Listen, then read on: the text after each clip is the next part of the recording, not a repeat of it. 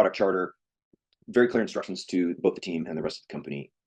You need to have this basis for business intelligence, and it needs to be this clear. Next slide. So let's talk about ready to deliver. Up to this point, we're really talking about the sort of high level, how is the company presenting, its objectives and its metrics for success. But now we're going to look at the rocket workshop. What do they have the ability to deliver? We're going to look at the product roadmap and the underlying sprint plans for the testing of product features. We're going to ask, are there clear definitions of success and ways to measure it? We're going to look at the tech rollout and essentially the product team.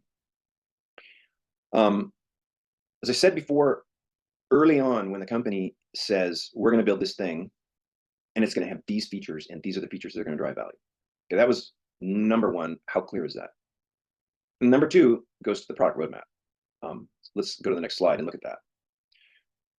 In a product roadmap, again, in an agile practice, you will see sprint schedules, and these sprint schedules will have very, very specific objectives. In this sprint, we're going to test risk-based pricing. In this sprint, we're going to test our loyalty program features. And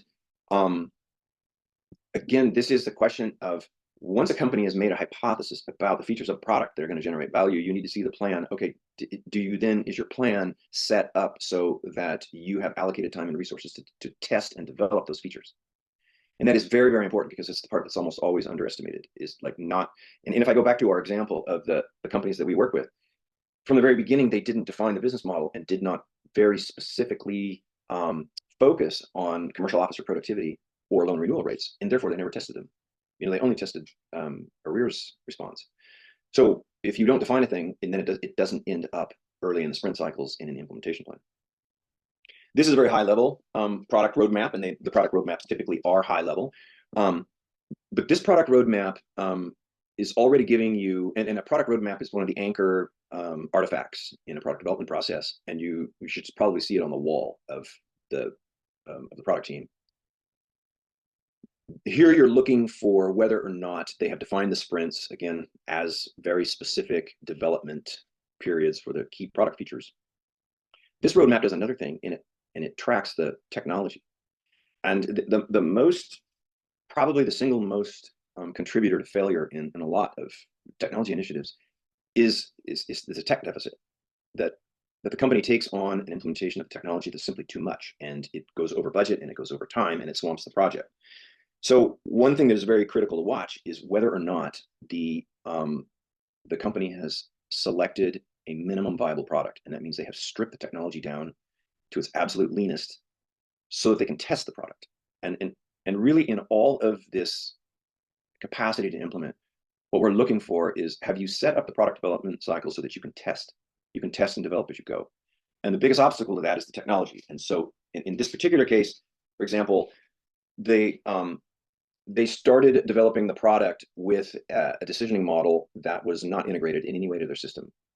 It only generated pre-approved. So they basically took their data on a daily basis, ran it through the model, had the model kick out the customers who were eligible, and then they sent invitations out to those customers. Now that's steps away from eventually a customer being able to auto initiate that on their own, but it was a very simple way of doing it. It didn't require any system integration, didn't require any front-end development by the customer, and it allowed the product team to focus very, very specifically on building the product features and putting them in front of the customer. So what you're looking for in a product roadmap is exactly that. Do they have a plan for testing the core features? And is their tech, do they have a good plan for a minimum viable tech solution? In the next slide, you can see what the sprint schedules look like. I won't go through these, but they should look like this. Every single sprint should have a very clear objective, very specifically, what are we going to work on? And then what is the definition of done? What do we have to complete before we move on to the next sprint? And I'm only showing you these just to give you an idea of how detailed they would be. So next slide. And the next slide. So again, the real critical piece here now in the sprints is really the definition of success, because I'm going to go back to the example. This MFI was very, very clear that we need to see the loan renewal rate, and we need to see our loan to credit officer ratios increase. I think we just jumped the slide. Can we go? There we go. And then we want portfolio and arrears to remain below 5%. And this is critical because even before the project starts, then a question to ask of the product roadmap and of the sprint schedules is, okay, at what point are you going to be able to show that your loan renewal rate is increasing? Or at what point are you going to be able to show that essentially your loan to credit officer ratio is improving? And that drives the precision and the priorities in the various sprints, because the sprints need to focus on the core product features that are going to do this, and they need to test them. And the test is done when the test proves concept. It shows, yes, look, we did this, and the loan renewal rate increased. So it's again, we're following a thread that starts way back at the hypothesis. These features will make this work. This is how we are going to build them and test them. And these are the metrics we're going to use to measure the customer response to these, to prove that, in fact, yes, the feature is working. Next slide. And this brings us to the tech piece. The overriding concern about tech really has to do with how simple they can make it. It is the single, as I said, it's the single greatest factor for failure. And you will find companies that are going to build in-house software, and you're going to find companies actually increasingly that are buying the software or the tech solution that they need as a software as a service. And your task will vary. It will vary significantly between the two. If you're dealing with a company that is going to do in-house, then you have to have someone on your team that understands software developments. It's a highly technical, specific area.